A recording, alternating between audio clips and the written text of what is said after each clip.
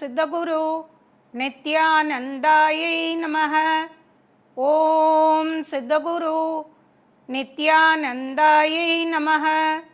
ஓம் சித்தகுரு நித்யானந்தாயை நமः.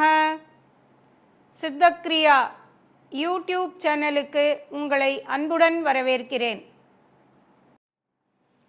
இன்னைக்கு பார்க்க போகிற தகவல் என்ன அப்படின்னா, நம்ம சமைக்கும்போது எப்படி சமைக்கணும் அப்படிங்கிறது. உப்பு புளி போட்டு சமைக்கணும், அது தெரியும் எல்லாருக்கும். ஆனால் என்ன மாதிரியான ஒரு மனநிலையில் என்ன மாதிரி நம்ம சமைக்கணும் அப்படிங்கிறது ஒரு முக்கியமான விஷயம். உங்களுக்கு ஏதாவது மந்திரம் தெரிஞ்சால் மந்திரம் சொல்லுங்கள், இல்லை ராமராமான்னு சொல்லுங்கள், கிருஷ்ணா கிருஷ்ணான்னு சொல்லுங்கள். உங்கள் இஷ்ட தெய்வம் குலதெய்வம் இவங்கள்லாம் யாரோ அவங்களுக்கு இது எல்லாருக்கும் பிடிச்ச மாதிரி சமையல் வரணும் அப்படிங்கிற ஒரு கருத்தை சொல்லுங்கள். எங்கள் வீட்டில் இருக்கிறவங்க எல்லாருக்கும் இந்த சமையல் நல்லா பிடிச்சி அவங்க திருப்தியாக சாப்பிட்ணும் அப்படிங்கிறத வேண்டுங்க.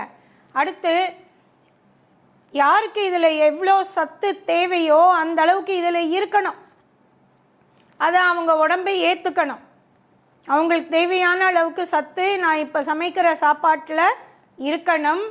அது அவங்க உடம்புல நல்லபடிக்கு போய் சேரணும். அவங்க உடம்பு இதை ஏற்றுக்கணும் அப்படிங்கிற ஒரு பிரார்த்தனையை பண்ணிட்டு சமையல ஆரம்பிங்க.